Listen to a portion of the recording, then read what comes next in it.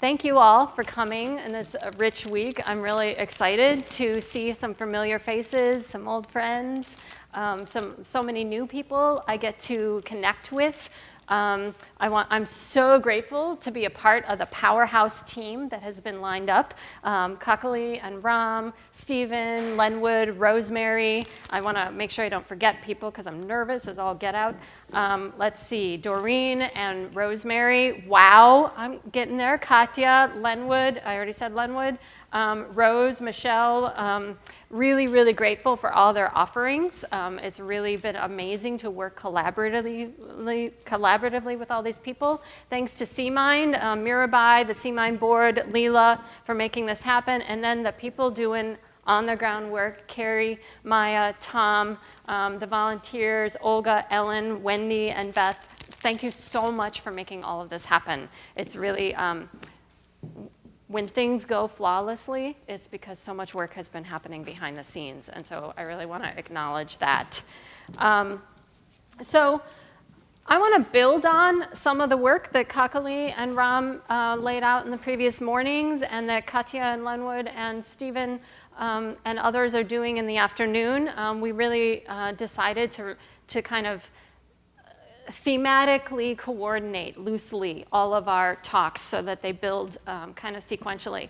And so I want to talk a little bit about the stories we tell, how we make sense of the world, how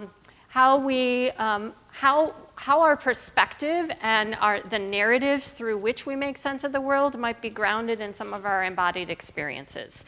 And so the way that this is going to happen is that I'm going to talk. In the early session, there's going to be some short, fairly quick session practices. Then there'll be the bulk of my talk. Somewhere in there, there'll be a break, and then there'll be a longer practice after that. And then there'll be time for a QA and reflection debriefing. Okay, that's the plan. I'm also known for throwing out my plan, so we'll see how this goes. I want to start with a quote by Eli Clare. He works at the intersection of disability justice and queer justice. Other way. He writes, "Laugh and cry and tell stories. Sad stories about bodies stolen, bodies no longer here. Enraging stories about the false images, devastating lies, untold violence. Bold, brash stories about reclaiming our bodies and changing the world." I love that because it really spans some of the spectrum of the function of stories, right? We laugh with them, we cry with them. It's really important for marginalized groups in particular to tell stories of what has been lost, what has been taken away, the grief, the pain, the violence of all of that, especially when those stories have been silenced, erased, made invisible. Super important to be able to express and live into those stories. And stories about reclaiming and healing and owning our own stories, writing our own stories, right? And being able to heal together in some sort of way where we can create a kind of tapestry of stories together that don't marginalize some and over-empower others, but rather weave together connections, right? So that's sort of the framing quote, and check out Eli's work if you ever get a chance. Just a quick recap, because I know some of you are really grounded in intersectionality, and for some of you, it may be a term you've never heard before this week. It's a pretty easy term to grasp, super difficult to do. So intersectionality, think about roads coming together. Think about a kind of matrix, right? Kimberly Crenshaw, legal feminist scholar, coined the term, but she was building on the work of a lot of communities on the ground before that, right? And then lots of feminist and critical race scholars and queer scholars have built on that since then. So it's where all the different facets of our identities come together: our race, our gender, our sexual identity, our ability, our national location, our religion, our culture, our class, and so on and so on. It's how they all come together to create a unique recipe of who we are as individuals, right? But then, because we live in society that tends to give some power to some identities more than others, that tends to see some identities as more worthy than others, it then positions us in complex power dynamics with one another, right? So the key thing here is that in any given society, certain identities are more important than others, right? So I'm a cat lover. I can pull you over, like don't ask me for pictures about my little fur balls, because I'll just go off and you'll have to tell me it's boring, okay? And some of you are probably dog lovers or goldfish lovers. All right, fine. And we can maybe connect across that, but those are not important axes of power in our country or in our world, okay? They may be important about who we are. It may be important to know that I love to snuggle my fur balls and I'm an introvert, so I'd rather sometimes talk to my cat than anyone else. It may be nice to know that, but that does not affect power dynamics, right? The salient elements of power are the ones that deny resources, healthcare, safety, the stories we see in our media, in our educational system about who created the society we're in. Those are the facets of identity that power's really hinging on, right? And so those are the ones we want to pay attention to for the purposes of social justice. Now, the beautiful thing about intersectionality is that it lets us focus on the complexity of identities and how they inflect one another. So I am a woman. I identify as a cisgender woman. But my experience of sexism is inflected by the fact that I'm a white woman. I'm a middle-class woman. I'm currently an able-bodied woman. Latina, Chicana women experience sexism differently. Trans folk who identify as women experience sexism differently. And so if we're really going to eradicate sexism, which is a central focus of feminism, we have to include all that difference. Otherwise, we're only going to deal with parts of sexism, right? And the other thing about intersectionality is that which parts of our identity kind of surface at any given moment as the most salient shift based on context. Kakali mentioned this when she talked about the front and the back of the bag, right? We are all of those things all the time. But if you are the only person of your racial group, if you are the only person who has a disability in a space that is not accessible, that becomes salient right away. You know that, right? And so navigating those power dynamics is really important. But another beautiful thing about intersectionality is it means we almost all have work to do, right? We almost all have work to do. And really, even if you are oppressed in every single category, chances are you got some internalized toxic messages to unlearn and heal from, right? So intersectionality in some ways really brings us together to really own what parts of our work do we need to do in order to be able to build that tapestry of stories together so that my story is as honored as your story, and that we can really begin to understand shift the power dynamics so that everybody's story can be heard and whole in a particular way, okay? And the other thing is that our intersectional identities absolutely shape how we experience this world. We can't drop them. We don't walk in one day and we're a woman, but we leave our race and our class and our ability at the door. And the next day we come in and we're raced, but we leave everything else at the door. You can't do that. And any social movement that has asked people to do that has always failed. Go talk to Audre Lorde or anybody else who's talked about this, right? So we really need the wholeness, or people can't show up as their full contemplative selves. They can't show up as their full social justice warriors because they've got to fragment themselves, right? Think about how much we're losing as a society for that, how much richness we're marginalizing because of that. So with that said, I want to do a practice. I'm going to tell you what I'm inviting you to do, and then you can move around and choose how to engage it in any way. As with all practices in my work, do what honors you. Tweak the directions to honor you, okay? So the invitation is to either sit somewhat on the edge of your seat so you can get a little movement, or you can stand up and do it too. Okay, there's room in the back. You got a little bit of time. I'm going to ask you to visualize imagining yourself on a paddleboard. Okay, and so get yourself in whatever location you want, and then I will lead us through it. You can come in speaker space. I share my space. Is there something I need to know? No, just want to push that button. Oh. I might face plant. Just roll with it. I'm going to talk about it. All right, are we ready? Are we ready? Yes. Thank you. All All right, so before I lead us in the visualization, a paddleboard is one of those flat boards that floats on top of the water. This is probably actually a surfboard. I've only been on a paddleboard once because I found it really boring, but it's an interesting metaphor.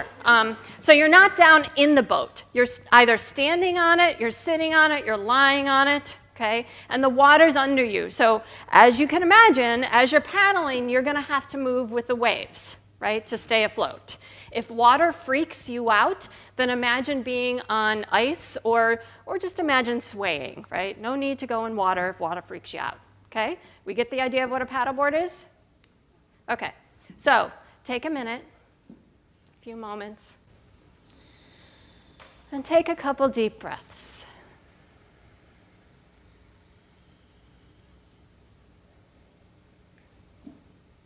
Inhaling all the way down into your diaphragm, filling your belly, your lungs, your upper torso.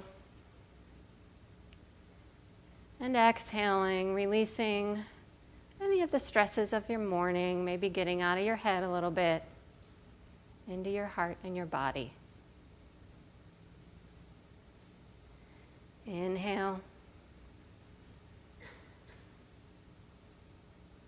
And exhale.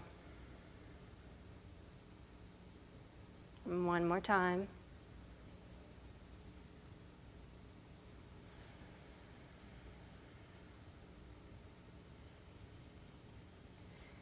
And now visualize that you're on that paddleboard. You're on the water or on ice, firm ground, if that's what you need. And feel the board beneath you. Maybe begin to sway your body in line with whatever water might be around you. Just get the feel for it first.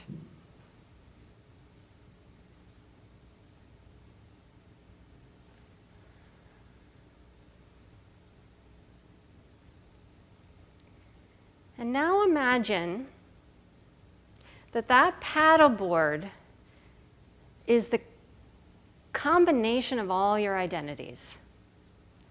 Imagine that there's a circle or a spectrum that represents all of your identities somewhere on that board. Your racial identity, your class identity, your national identity, all of your different identities. And you straddle all of them all the time. Your feet are firmly grounded. Your body is firmly located in all of those identities. Get the feel of that. Maybe move around in them. And notice if that feels comfortable to you, or if maybe it feels like a new experience to be able to be whole in all of your identities at one time.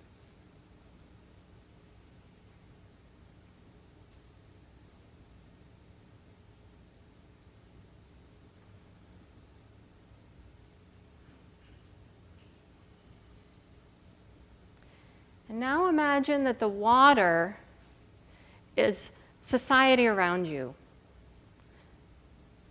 The different forces of society, the different communities you move in and out of. And so the water's going to move. How do you need to move to stay afloat on that paddleboard? Which parts of you do you need to move into or out of, lean into, lean away from? In which parts of your life? And maybe embody that. Maybe even get concrete the last week or so. Which parts of you have you been asked to dial up or dial down?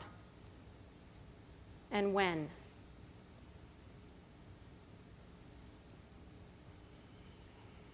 How rocky is the water for you as you do that?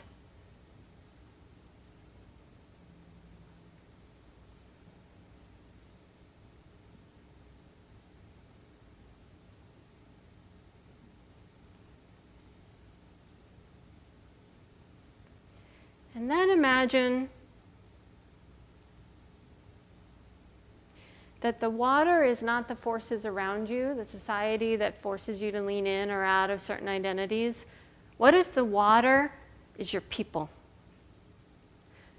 Whatever that means to you, your ancestors, your community, your family, your loved ones, your tradition, whatever it is you draw energy, support, and faith from. What if the water is that, and it's holding you up? And it might still move, because in this scenario, maybe the wind is the society. You still have things you got to navigate. What happens if you imagine the buoyancy of the support around you? Can you find any grounding in groundlessness?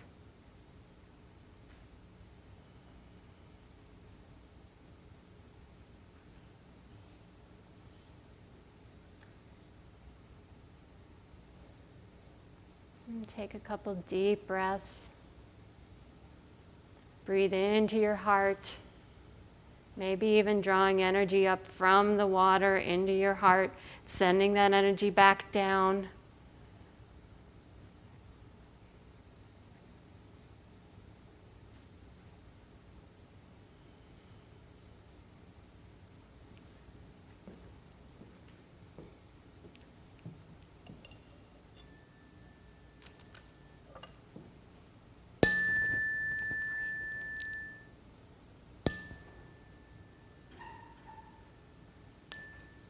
Sorry, gotta learn how to use this bell. Come on back. And just for a moment or two, turn to someone next to you and anything you might want to share, anything you noticed.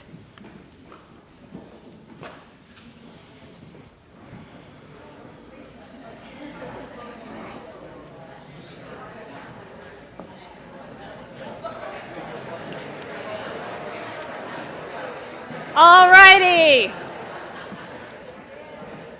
Going to bring you back, and for the interest of time, I'm going to move on, but I'd love to hear some of your experiences later in the day and in the session about that. The next practice, I'm going to move you along really quickly, okay?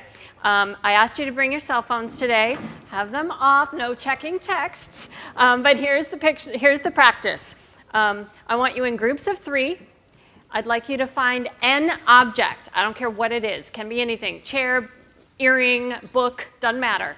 And then 3 of you stand around it somehow or be around it somehow and take a picture of it and then compare pictures. If you don't have a cell phone, or because of course that itself is classist, right? It's not always accessible. Just a moment. You can describe it. You can touch it. You can be tactile with it. Some people get more out of that anyway, okay? So you can also do that in different ways. Yes? Sure, I'm going to repeat it in just a moment. So what I'm asking you to do is pair with 3 people somewhere in the room. You can be here, you can be outside. Be around an object. It doesn't matter what it is. Each of you take a picture of that object, then compare your pictures. You have 5 minutes, and I'm sticking to that, okay? Back in the seats in 5 minutes. Go.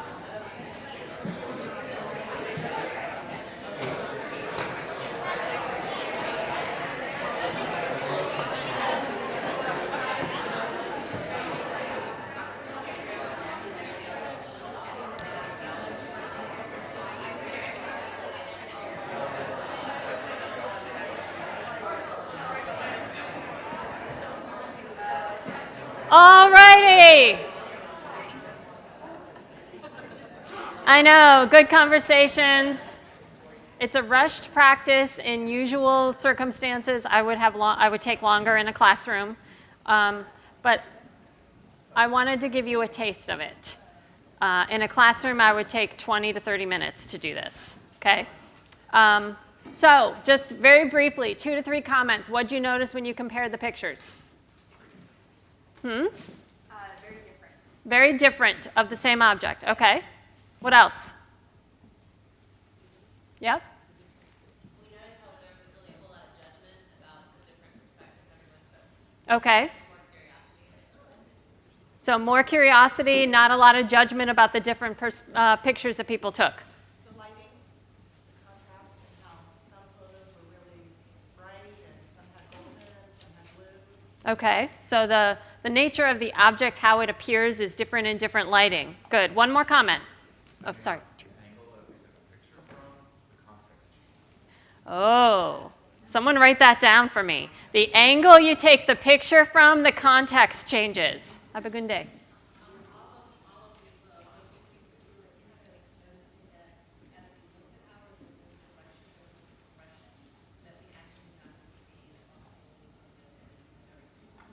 Yes, so as you looked at each other's images, you got deeper and deeper understandings of the object, right? It was a progression. So I use this practice in my classrooms because, you know, they're going to be checking their cell phones anyway, might as well use it. And also because this is a safer context to begin to look at how our different perspectives shape our viewpoints of the world, right? You begin to see that wherever you are around that object, you get a different view of the object, right? And none of them are actually whole views, right? The more you build on them, the more you put them next to each other, the more you get better understanding. But even the three of you are not complete, right? That you don't wholly capture that object. It's a really interesting practice to begin getting people to understand the frames of their own locations and how they experience the world. I'm going to keep moving so we can talk later. And gives you something to come back to when you deal with Black Lives Matter, when you deal with the Muslim ban, when you deal with the Affordable Care Act and the possible dismantling of it, right? People's reactions to that are shaped in part by their social locations and how those issues impact them directly. They are not just intellectual issues. But when you get students to begin looking at how their frames, like horses, right? How our frames shape what we notice and what we don't notice, you can begin pushing at that in a slightly safer way that then you can come back to in more loaded situations, right? Because we all have frames that we are taught to see from. Those are our stories that we immediately recognize. And we all have limits that we don't notice outside of those, right? We can intentionally widen by beginning to listen and hear and seek out more stories from people different from our own, you know, our experiences different from our own. But first we have to know we need to do that. First we need to question the boundaries of what it is we have taken for granted, right? And then we can begin to intentionally widen and begin to look at the dynamics between different stories. Sharon Salzberg wrote that mindfulness allows us to shift the angle on our story and to remember that we have the capacity to learn and change in ways that are productive and not self-defeating, right? Because so many of the stories through which we make sense of the world are often taken for granted, mindfulness, contemplative practices can really slow that process down a little bit. It can catch us in the midst of a narrative that we're already in the middle of, right? It can help us see how that's working. It can help us learn how it feels when we're caught in different stories. So very briefly, when I say stories, what comes to mind? Fairy tale. Assumptions, presuppositions. Assumptions, presuppositions, narrative. Judgment. Memory. Experiences. Yep. Identity. Beginning, middle, end. Beginning, middle, and end. All right. So we all live by stories. They help us make sense of the world. They shape our relationships with one another. There are multiple and conflicting stories in the world in which we live, right? Different communities have their own stories. Even sub-communities within communities have their own stories. And there are often conflicts or dissonances between those stories, which is where some of the harm comes in, right? Some of the stories we inherit, we didn't ask for. We just kind of got dropped into them. But once we become aware of them, then we have a choice to make about how we participate with those stories, right? Some of the stories we create. We have the option Because they are learned and created, we have the option of rewriting, revising, reshaping the relations between them. Now, to say that something is socially constructed is not to say that it doesn't have very real material consequences. Okay? It means that it's been produced, which means it can be changed. And in women's studies, we ask, first of all, our job is to make the invisible visible, start questioning what is always taken for granted and by whom and when, but then also ask the really important question, who benefits from that? Right? Who's benefiting from the way things are? And if we're not okay with those answers, women's studies got a whole lot of tools to rock this world. Okay? So we can create change, right? So part of recognizing the impact of stories is the healing and empowering nature of them, but also making space for the harm that certain stories do, the very real material consequences of certain stories. So how many of you have ever heard the guidance, notice the storylines, let them go, in mindfulness discussions, meditations, guided meditations? So when I first found mindfulness, and I'm using that term really broadly, I heard that guidance a lot. Notice the storyline, let it go. Super helpful for me when I was pissed off at my partner or at a colleague and I was spinning that narrative for a week, right, and keeping myself really upset. Really, really helpful to slow that process down. And there's a lot of yes ands in this work. And I always felt really uncomfortable with this sense of let the story go. Because for whom is that easy to do, right? And in what spaces? So I was, one summer at the end of a semester, I was really exhausted. I'm sure none of you know what that's like. And I decided to sign up for a yoga class with a teacher I really admire, one of those 5-6 week things, because I needed some restoration. That was going to be like my healing time. So I went to the first 2 classes. It was great. I love the teacher. Already noticed kind of out of vibe with the rest of the people. The stories they were telling were just like not my life. Not uncommon for me in yoga spaces. So, all right, fine, we're rolling with that. Then the shooting at the Orlando Pulse nightclub happened, right? Latinx night, man of color goes into a queer nightclub and kills numerous people. I was devastated. Right?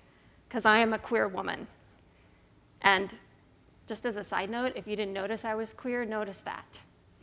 If you assumed I was heterosexual, notice that. So I go in to yoga because I need healing, right? My community has just been targeted. And specifically, queers of color have just been killed. And I also know that wider society is going to work really hard to pit the queer community against the Muslim community in this kind of divide and conquer strategy, as though there aren't Muslim queers, right? So like that at the same time, I need to feel that grief. I also need to double down and refuse to let my community be used as a tool of the system. So I was really raw that day. I went into yoga needing healing. Wasn't mentioned. Wasn't mentioned at all. And partway through, during the check-in, I'm like, well, either I say something or I can't show up, right? So I said something.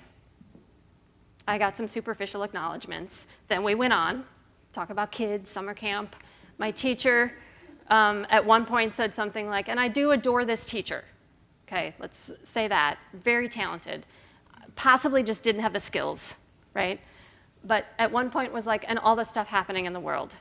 And I was just like, oh, how can I show up and do a yoga practice that requires vulnerability, that requires going deeper, when my lived reality, and by the way, I'm privileged, I wasn't in that nightclub, right? Even within the LGBTQ community, I'm privileged. But this impacted my community, it impacted my students. When that can't show up and be healed, when people don't know how to receive that, and then they ask me to let go of the storyline, I'm like, first of all, I don't want to let go of the storyline. I'm not there yet. And part of the request of letting go of the storyline, in my mind, is to bypass all that messiness, right? We want to get past that so we can just connect. But I can't connect with you until I can bring my full self. And if you want me to leave parts of myself and my grief and the impact of marginalization and oppression on my communities at the door, there's no way I can connect with you. And I know this happens when every time a Black person is killed and people go to yoga studios. I know that happens when the teachers don't acknowledge it, right? And I really honor the teachers who do, right? Even if you don't necessarily have the skills for it, to just acknowledge that it's in the room, right? So yes, and I still say this direction sometimes, and we need to deepen it, right? Because our stories are who we are. Why do certain storylines show up for particular people?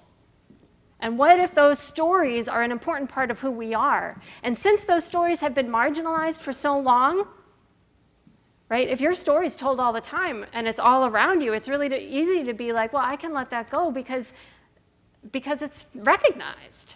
But if your story, if part of who you are is never recognized, then being told to leave it at the door is a problem, right? It feels like another erasure. Right? Kakali used the term microaggression.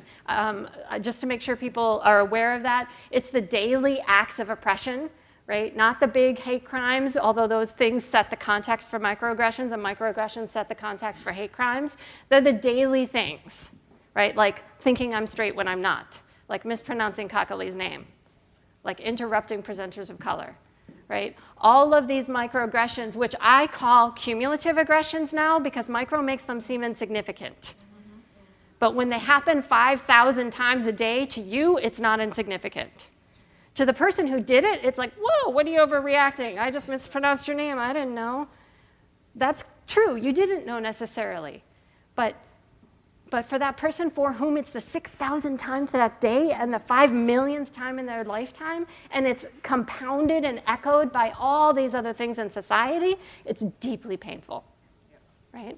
So, if we're really going to live into the value and the gifts of contemplative practices and all that connection and oneness that these traditions have, and all the vision of social justice, we gotta stay with the messiness. And contemplative practices actually let us do that, which is why I started really bridging mindfulness and social justice. And for those of you who've been doing this work for a long time, you probably know this feeling where you would look like a little bit of a freak for doing this combination. Right? So for years I was like, no, yoga isn't just exercise. No, we're not doing, right? I had to justify it.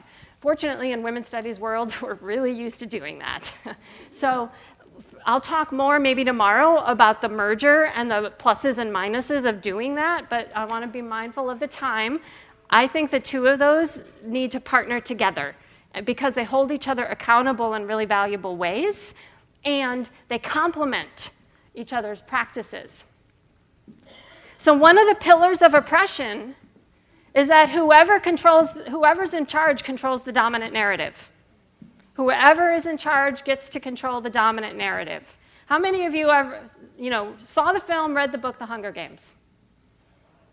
The Hunger Games. All right. So really powerful teaching tool. I've taught pop culture a lot, and one year we focused on The Hunger Games because it's such an accurate portrayal of some aspects of society. So you've got these districts, right? And the lower in numbers you get, the poorer they get. Also very clearly aligned with like Appalachian communities, communities of color. There's issues of class, there's issues of race, there's tons of issues of environmental degradation and environmental justice. Closer you get to the number one, right? Districts 1 and 2 are the rich ones, right? They're the ones in charge, especially the capital. So then they create these really violent games where they pick people from they force people from different districts to play a game to the death, and they film it, right? They very strategically have cameras all around. The capital controls the narrative. The capital controls what narratives get put out there and how this whole deeply violent process is depicted as entertainment, right? They gloss over the violence to glorify the entertainment, right? That's what dominant stories do. They give certain perspectives. They gloss over others.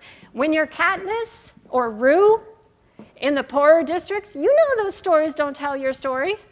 You know they erase you. You know they don't depict the violence and the struggle of getting enough food and all that kind of stuff. You see the violence and you see where you're not included. You also see different stories from your community who are like supporting you and telling you who you are and loved elders and all those kinds of things. You get to see that in your community, but they're not in that dominant narrative that the Capitol's putting out there, right? The Capitol is all in Technicolor, right? Katniss's district is all like monotones, gray, gritty, right? Capitol's all in Technicolor, all glamorized, wacky hairdos and color and all of that. And the closer you are to that narrative, the less you have to question it because it reflects your reality or close to your reality, right? So looking at the dominant narratives and marginalized narratives become really important because there are layers of stories and there are power dynamics and relations between stories. So there's the individual story, there are collective stories, there are societal stories, and there are marginalized and there are dominant. So I'm going to give you one example and then we'll go to a break. If some of you are like, well, I still don't get what you mean by stories, let's talk about Disney. I'm going to start with a really simple one. We'll go with Disney. So, and then I'll give a couple other examples when we come back. So many kids in the United States watch a lot of Disney shows, myself included. Full disclosure, I watched The Little Mermaid 7 times in college. I can still sing some of the songs. There is almost always, the happy ending in most Disney movies is what? Marriage. Marriage to a prince. The princess or whoever, the heroine, might have other things to do, but really the ultimate goal is find a prince. And then the story ends, right? We never see the divorce. We never see the arguments over the toilet. We never see any of those things. You don't pick up the kitchen. We don't see any of those. It just ends, right? And it's something that is sold, really, to a lot of kids, myself included. When I was growing up, in this country anyway, when I was growing up, I used to plan my wedding out of the JCPenney catalog every time it came. Don't tell anyone that. Because that's what I thought we were supposed to do, right? So I'd pick out my dresses, and also it wasn't about love, it was about the wedding, right? So let's not even talk about the wedding culture and the capitalism of it. So little girls and boys, and notice in most Disney stories, there are 2 genders, no more, right? So that also is a problem. Little girls are sold this script, and you're told this is what you need to do, which is great if it fits you. More power to you. Happy wedding. Hope you have a nice life together. That's fine, except in the Little Mermaid's case, Ariel gave up her voice, her fins, her community, her whole life, and her identity for a guy she hadn't even met, right? Dude's passed out because he almost drowned, and she's like, I'm going to give everything up for you, right? And I kind of wanted to be like, girlfriend, let's talk. Like, that's a really dangerous message, right? That you give up everything about who you are for somebody you don't even know. And in the story that my grandmother got me, she got me these Reader's Digest fairy tales that I read over and over and over again. In that version of The Little Mermaid, the prince decides to marry someone else because she can't talk, because she gave up her voice for him, right? Then she commits suicide. Right? And I read this unquestioningly. Like, oh, isn't that romantic? Right? Like, that we're romanticizing these stories is really harmful, right? And let's complicate it even more. This is a heterosexual narrative. We call it heteronormative, right? Because it assumes the norm of heterosexuality. Great if that's who you are. But if you're a kid who has other feelings and you try to force yourself in because that's the only thing you see, why do you think we have so much, teen death in the LGBTQ community? How many teens and youth commit suicide? Because they can't fit into this dominant narrative that is sold to them. And when they try to find another narrative, their family and community around them may have absorbed some of these narratives too. So then they're again forced, right? Now, fortunately, we are in a world where some narratives are expanding, right? And with the internet, you can maybe search out other stories, which is why we need to rewrite the stories, right? There is an empowering element here. But many people, myself included, took this all for granted for the longest time, didn't even notice it. But the fact that we take it for granted is where some of its power lies, right? Notice the blinders, what we do and do not see, who is and isn't included, why it's so important to suddenly have heroines of color in Disney movies. I'm not a big fan of Disney. I prefer other movie slots. But the reality is they have a monopoly in this country on childhood narratives. So how do we present heroines of color that aren't just like Barbie dunked in different dyes, but actually tell real stories from different communities, right? Moana and Brave were a little bit different because finally we had a heroine that didn't have, her whole focus wasn't a love interest, right? Still problematic, don't get me started, but at least there's something. Also, 2 genders. Even with the dogs, 2 genders, okay? Like, there are more genders. Agender, genderqueer, gender non-binary, transgender, there are more genders. And to only see certain genders represented as anything other than abnormal, right, is deeply painful for someone trying to live into their story. And even if that's not your story, if we only buy into this, we don't create space for other stories, right? So I have other things I want to talk about, other examples of stories. I realize we're not all reflected in Disney narratives, which is part of the problem. But I just wanted to start with that. I know you've been sitting for a while. Let's take a break, and then I'll pick this up. Okay? Thank you. So that's just how things roll. So thank you for working with me. And if I wasn't able to talk to you during the break, it's just because I had to cut a bunch of slides. So I'm happy to check in with you later. I always have that speaker worry about all this, like, not enough stuff. And then, all right, so we were talking about some of the collective stories. And there's no way in this amount of time I can go over all the collective stories. But I wanted to highlight some of the ones that are really operative and how they, I wanted to start with some simple ones because not everybody has done this work, right? Not everybody's used to picking those things out. So I wanted to start with some fairly basic ones. So a common one that is said in some communities and some cultures is that girls should be seen and not heard, right? And one of the things that tends to do as we get older is that girls sometimes make statements as questions because they don't want to assert themselves, and so they do it gently. So things like that, right? And I'm not going to go over this because it's pretty obvious. The point I want to make here is that dominant narratives land on different communities in different ways. Some of the dominant narratives don't affect marginalized communities because, they do, but like they look at those narratives and they're like, that's not me, right? Other times, they land on marginalized communities in different ways. So Bell Hooks tells the story of how her mother used to smack her or yell at her or get in her face when she talked back. But for Bell Hooks, it was not about femininity. It was about surviving a racist, segregated South as a young black girl, right? So that idea of don't talk back to the wrong people because violence will ensue to you or your family, right? So that idea of, not talking back is not all, it doesn't land the same way on all communities. If you're an Asian American woman in this country where the model minority myth is quite strong and there's this idea that, this stereotype, this really harmful idea that Asian women are somehow passive or subservient, when you talk back, you are received differently because you're perceived often through that stereotype. Right? I think it's, I meant to check this morning, I think it's a Yamamoto essay where she talks about how she is received when she gets angry about justifiably circumstances that justify anger, right? Circumstances that are oppressive. Anger makes sense in those circumstances, but she is perceived differently. If someone is a black woman and gets angry, she knows she needs to navigate, I would guess, I've heard from several black women, I can't speak for all black women, so let me rephrase that.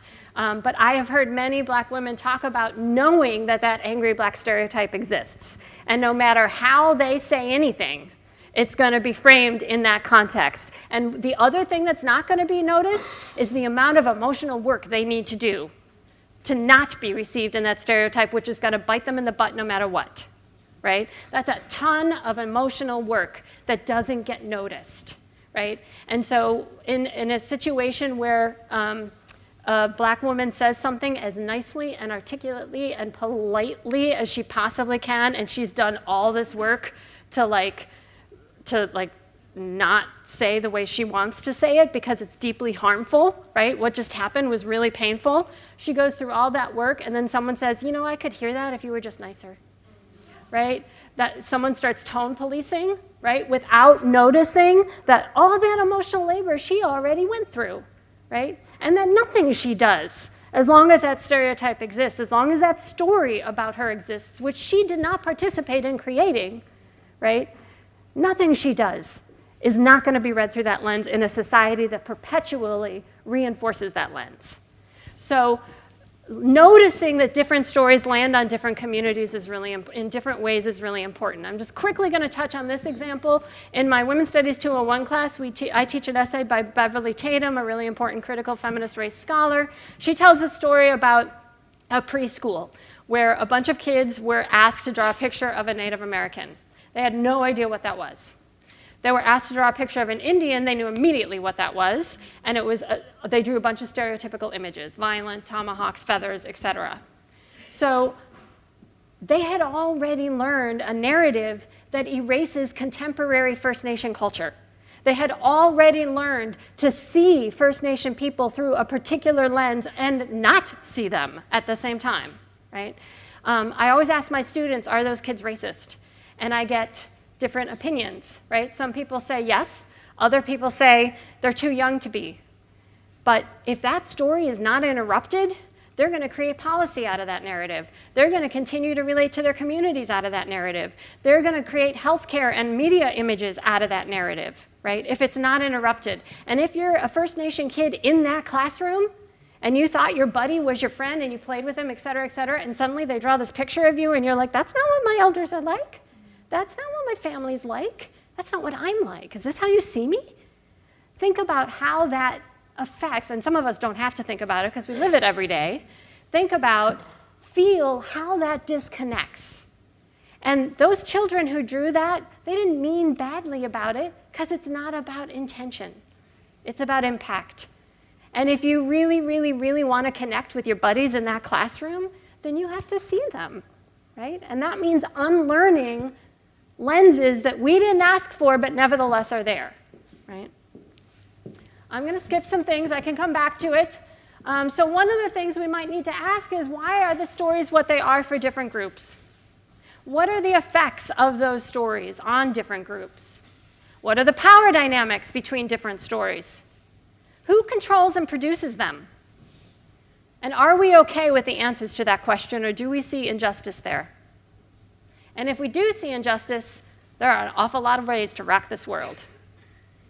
I love that this is a mural, because murals are ways for people to tell stories in different ways. And where I live, if you put a mural up, especially if it's a mural that a community participated in creating, that wall doesn't get tagged because they feel invested in that piece. And one of the places where you see a lot of murals is in disenfranchised communities, right? I consider graffiti art. And it is a way of telling stories that often are not heard. It is a way of making your stories seen in really beautiful, resilient, stunning ways, right? Which is one of the reasons I like this. And of course, Baltimore had a lot going on just recently, where multiple voices and stories need to be heard. And even when we are marginalized, we often have to learn the toxic messages that dominant culture tells us about ourselves. Sometimes there's an inner clash, an inner dissonance between empowering stories you get from your families, maybe, and toxic stories that sometimes you still get from your families, right? And wider society. And that clash can be really painful. I can make these slides available for folks, by the way. Audre Lorde, is there anything she ever wrote or said that is not brilliant? I don't think so. If I didn't define myself for myself, I would be crunched into other people's fantasies for me and eaten alive. One of the reasons why it's so important, you know, I'm really not interested in moving voices from the margin to the center. Not interested. Because it still keeps a power dynamic, right? Let's explode the margin center altogether. Let's create a tapestry where maybe we shift. Maybe it's a moving tapestry. Hey, I just thought of that. That's pretty good. Somebody write that down. A moving tapestry where different voices are centered at different times, right? But it's always in a pulsating, dynamic relationship, right? Instead of simply bumping some stories out. And it's an ever-expanding tapestry, because we'll always leave somebody out as we're learning this process, right? I want to quickly, another person, brilliant, right? If you haven't read Way of Tenderness, please do so. Zenshu Earthland Manuel writes, how could a path to spiritual liberation possibly unfold if we turn away from the realities that particular embodiments bring? To confront hatred with spirituality is to confront the way we view race, sexuality, gender, or whatever form of embodiment we are as living beings. To provide a meaningful path to spiritual liberation, spirituality must acknowledge the body and the denigration of certain types of body in the world. We must look our embodiment in the face in order to attend to the challenges that it presents. Only then will we come to engage each other with all of what we are, both the relative and the absolute, the physical and the formless. Just hold that for a moment.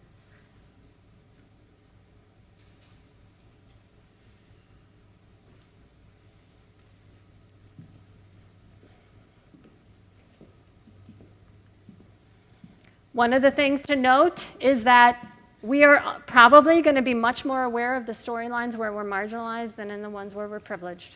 We're probably going to notice the stories that don't include us much more than we notice the ones that do. Again, intersectionality, we all probably have somewhere we can grow, right? Now, let's talk about this. Aren't labels divisive? I get this a lot in yoga and mindfulness communities, so let's just have this conversation for a second. A 5-minute primer. Beth's view, Dr. Beth. I think I have my own radio show coming up. Aren't labels and identities divisive? The traditions talk about oneness. Some traditions, let me rephrase that, the tradition. Some traditions talk about how on some level we are all the same. That on some level, let go of self, let go of ego. Aren't identities part of self? Aren't identities part of ego? Sure, yes.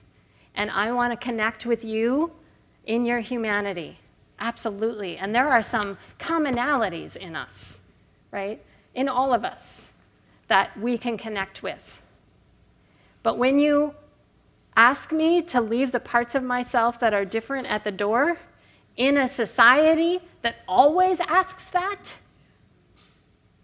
then again, we come back to the I can't show up with my full self, so how can we connect? How can we really connect, right?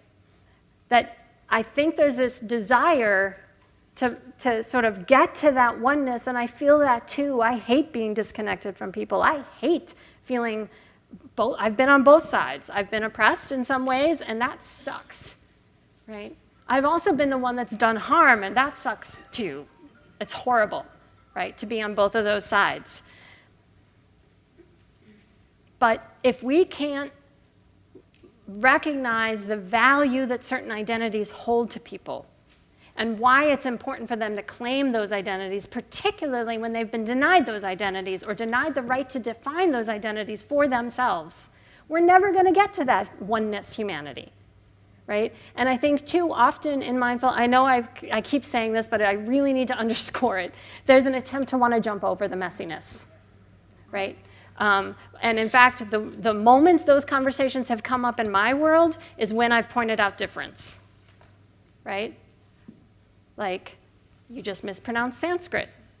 How come there are no South Asian people in the room in a yoga space, right? That's never accidental. Who's there, who's not is never accidental. Right? That Ram asked about curvy yoga. That pose is wonderful, but my body can't get in it. Can you modify it somehow? Well, no, this is the pose, right? And so suddenly somebody feels really alienated in a practice that's supposed to be for them, right? So until we can deal with that, it's not the naming of it that's the problem. Okay? If it needs to be named, the problem's already there, right? And it's getting in the way of the connection and the oneness, right? So it's not easy to do that. And if I had more time, I would go into oppositional, post-oppositional consciousness, which Kakali talked about and Raum laid the groundwork for. It's not easy to do that. And I would argue that social justice communities have a lot of incredible skills to bring to that table. And some social justice communities are pretty grounded, for good reason, in oppositional politics. And there are ways in which contemplative practices offer amazing ways of navigating new paths instead of simply reproducing old ones, okay? And mindfulness communities, as I have experienced many of them, not all of them, have some accountability to some of the questions that social justice has raised, right? That together they can partner really well. So I want to make sure there's time for both the practice and Q&A. And of course, we have 2 more days to chat. So this is what the practice is going to be, and then I'll lead you through it. Okay? Again, you do and tweak how you need to do it. Okay? So I'm going to first give you a writing prompt, and it's going to be timed. Then I'm going to ask you individually to take some elements from that writing prompt and represent it on the easels behind you.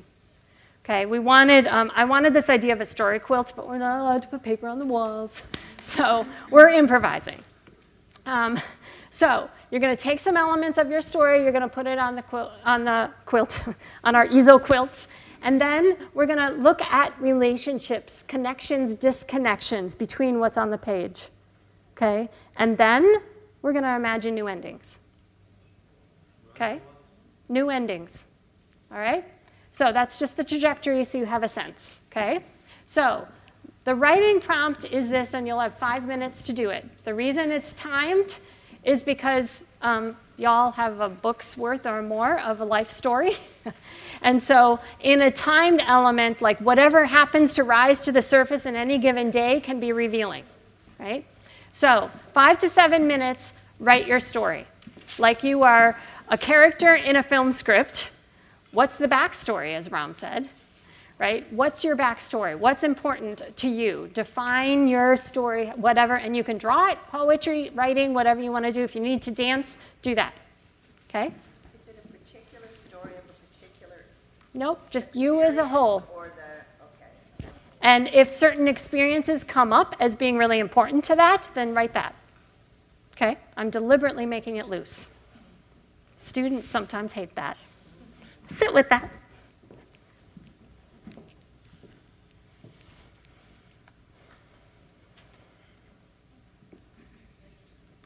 Write your story.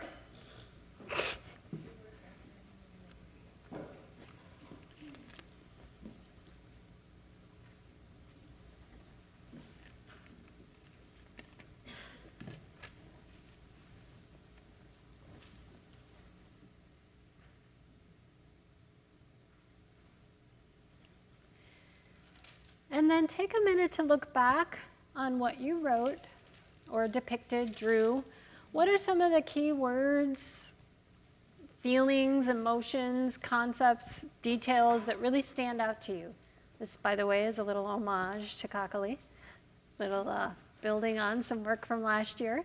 What are the, like if you drew circles around some key words or key concepts, what would they be? We're not, just to yourself. Sorry, I didn't make that clear.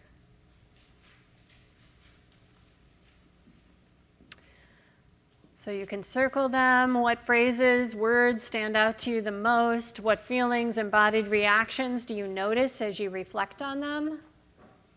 Just think about that.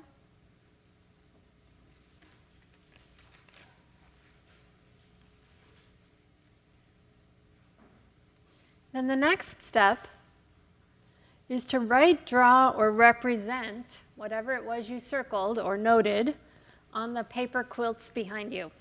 So you're going to be in small groups. Try not to cluster too much.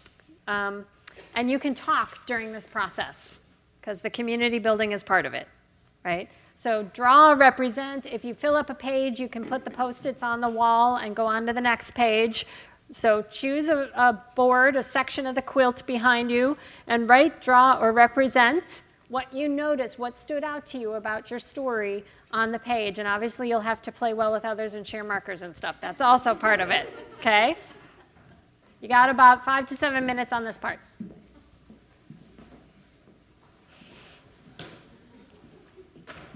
So I'd like to hear just a few processing reflections about any of the actual practices that we did today, and then we can also merge into QA, but I don't want to start right with the intellectual QA. So any reflections that anybody wants to share? What worked, what didn't work, what resonated, what insights did you come up with?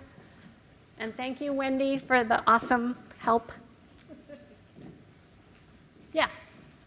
The intersections, we had 4 people. Sorry. And the intersections that occurred among the 4 of us,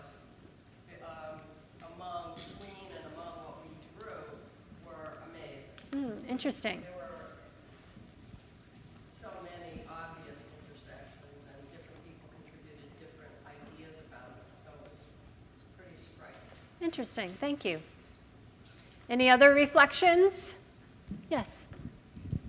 The exercise forced me or forced other people to expose all the vulnerability for each individual, and which is painful, but I think it is eventually will be constructive.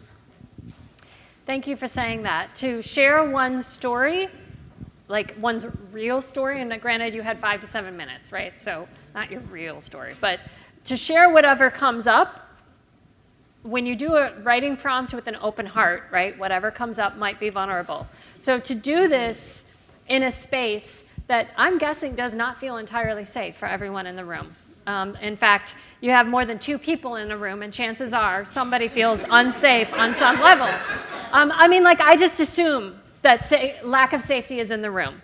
And so I think it's always important to give outs, right? You can opt out of the practice. You can do the practice in a different way. I don't force students to do it. I also wouldn't do it on day 1. Right? This is a slightly artificial scenario. I might be more willing to do it with my upper division women's studies students when I've known them for a long time and they've forged some kinds of connections, and I would still give them an out, right? Because safety is an issue, and I'm someone who believes that safe spaces don't exist, right? I come from an LGBTQ community, so we have safe space stickers all over the place, and I think it's really important to do everything you possibly can to make the space safe. And it can turn unsafe in a second. So, creating boundaries around that or outs for people to navigate how they need to, right? And thank you for engaging in whatever level of vulnerability worked for you today. I honor that. Thank you. A couple other reflections, and then we can move into questions.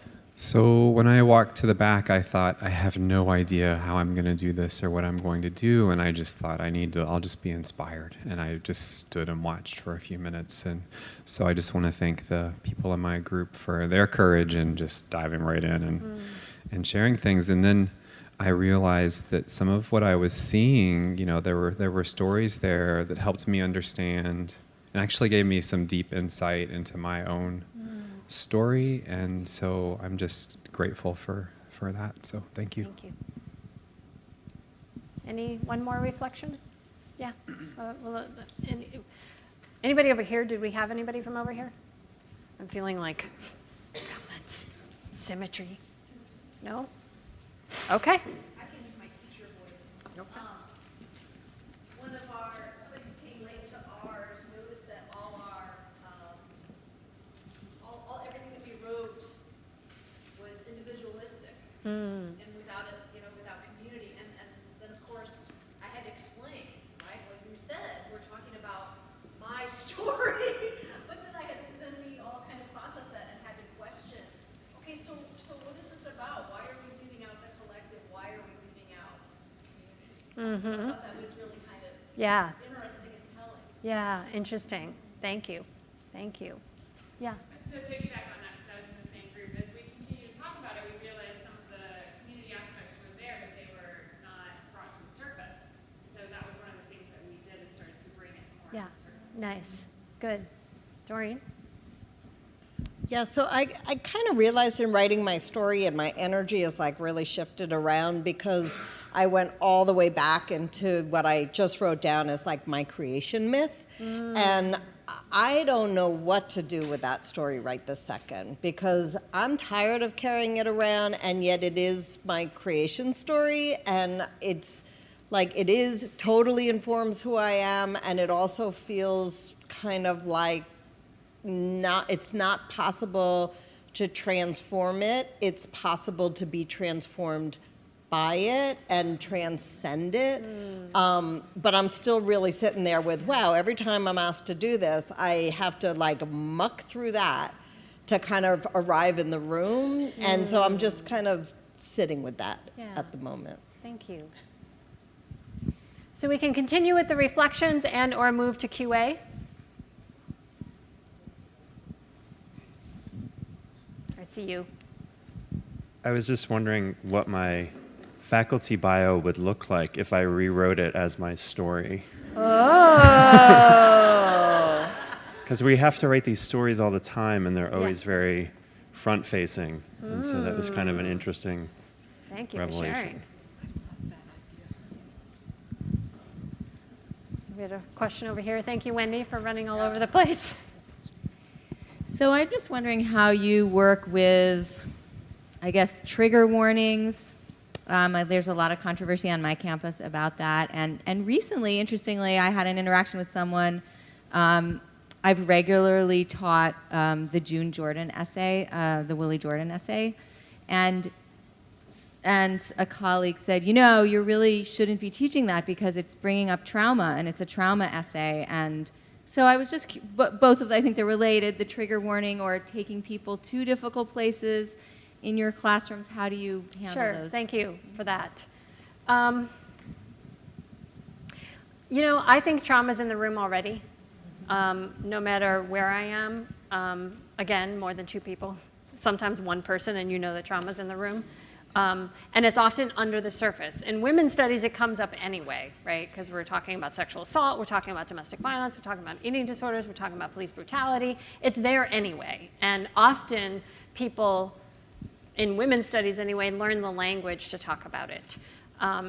The more I've delved into contemplative practices, I've learned more about healing that trauma, not in a classroom per se, because that's not my job as a professor, but holding the space, being compassionate to it, offering some resources to the students, guiding them. If you're in my afternoon workshop, one of the things I invite is for you to not go to the most vulnerable moment, right? To choose a moment that you have some distance or perspective from. It's still going to be vulnerable. But you have some control, and I also, this is why I give options. It's fine if people sit out. And if I hear enough from enough people that a certain practice is just too deep for them, then I drop it. If I know that something's going to potentially stir things up, I give them a warning ahead of time, and if they need to miss class that day, then that's fine with me. We talk about that, or don't, right? They don't necessarily tell me that. So I walk this line between recognizing I'm not a counselor, I can't provide all those things. The institution is not safe inherently. So a classroom space, no matter how warm and welcoming I am, there's still a power dynamic, and the institution is not safe for marginalized groups. So at the same time, people are holding trauma that they don't necessarily know or name. I'm working with a lot of traditional age college students that haven't necessarily until recently named the systems of oppression as trauma, and so they don't know how to make sense of what's what they're feeling. And I think that the embodied piece is happening anyway, the emotional piece is happening anyway. So if we're staying up here on the intellectual level with all our conversations, are we doing a service to our students? Can we help them at least name, have a language, recognize that it's happening, and begin to cultivate reflection and also self-regulation skills, just on a very basic level. Again, it's not my field, so I walk a boundary about how deep to go in, and yet every semester I get stories, so even if I don't engage it at all, it's there. So, and I do give trigger warnings typically. Yeah. Kakali and then Greta. So I know you take community building very seriously. I take what? Community building very seriously. So I know that. And at the same time, there are discourses in which community building is used as a very superficial way to just kind of, when a group of people are in a room together, they just say it's community building, So, or a group of people doing an activity together is community building, and community building is so much more complicated and deeper than that. So I know you do it, so I want to know, can you share some of the ways in which you cultivate that community building, in your classroom that goes by, but that doesn't stay at that superficial level? Sure. Yeah. Thank you. Yeah, I mean, I think it's really important that you named that just being in proximity does not make community, right? Community building takes work, and it takes trust building. Even this practice takes trust building, and so it's a bit artificial to drop it in right now. And I think trust building can't happen unless, one, people can show up on some level of their full selves, and two, can understand that the other people in the community are willing to do the work of unlearning how they don't see people in their community, right? We all have learned narratives, and there may be people we don't see fully because of those narratives. And I don't think we can be in community until people have done the work of unlearning their own stuff and what they project on other people. And so I think community is messy. I think you have to do that work of doing that before, and creating spaces for people to be able to show up, and honoring when they don't want to, for whatever reasons for them, is really important at that time. And then collective building means constant processing dynamics, power dynamics, right? Constantly communicating about that. And having skill sets and practices for when that breaks down, because it almost always does, right? It almost always breaks down. But again, I mean, I'm in women's studies, so if we can't do it in women's studies, where are we going to do it in this world? Like, if we can't do it in social justice circles, where are we going to do it, right? So you have to do the work in your own community. You have to do your own work of unlearning certain things and showing up for trust and being made uncomfortable, and also holding space for trauma in the room, right? Because there's a big difference between trauma and discomfort, right? So privilege is having one's privilege named, that's uncomfortable, it's not trauma, right? So there's a big difference there, and we can talk more about that. I don't know if I answered your question. Thank you. There was someone in the back. So you just said something I really wanted to write down, and now you're calling on me. So the difference between trauma and discomfort, that's really potent. I wanted to come back to your writing, where you talk about this context of giving people an out when you're going to do a certain kind of mindfulness practice, and just noticing how that could be an opportunity for people who just don't want to be present to leave. Sure. And perhaps some practices are more triggering than others. Mm-hmm. And in courses that are not women's studies, that might be like environmental history, and trying to get people to connect with their own connection to place. Yep. And the body of the world and their body. And got any suggestions? Sure. And I'm also mindful of the time and that Maya has to give an announcement. So I'm going to answer this question, wrap up, and then turn it to Maya. And then there's lots of time for us to continue to chat. Okay. Well, first of all, I put it on the table that anytime you're doing any kind of deep contemplation, stuff's probably going to come up. And I just name that so that people understand that it's it becomes normalized. It doesn't happen for everyone, and it doesn't happen for every practice, but naming it as a possibility and offering some resources to handle it. always given the option to opt out. And again, I know as professors, they can be like, oh, I partied too much last night, so I'm not going to go because I'm worried about that practice, right? I get that. But you know what? I'd rather err on the side of them making the choice, right? And if they don't want to be present, that's them, right? That's where they are at this moment. It's not my place to dictate their journey for them. Just like in women's studies, I might want somebody to get it or whatever that means, and it might not happen for 10 years, right? Part of my job is also to provide them with the tools and just get a sense that those tools, those practices, those traditions are out there, what they might mean. And when the person is ready, if particular things have called to them, they will hear it. And it probably won't be on my watch. And that's okay. So I want to thank you all very much for your willingness to engage in some practices. Those are my cats. I just closed it. Poop. Let me just close with a final thought by Gloria Anzaldúa, again with the cat. All right, I'll just read it. That's Otis and Gigi. All right, a thought from Gloria Anzaldúa. Wait for it. May we allow the interweaving of all the minds and hearts and life forces to create the collective dream of the world and teach us how to live out ese sueño. Right? Can we create a collective and a web to live towards a dream that is not yet realized? Thank you.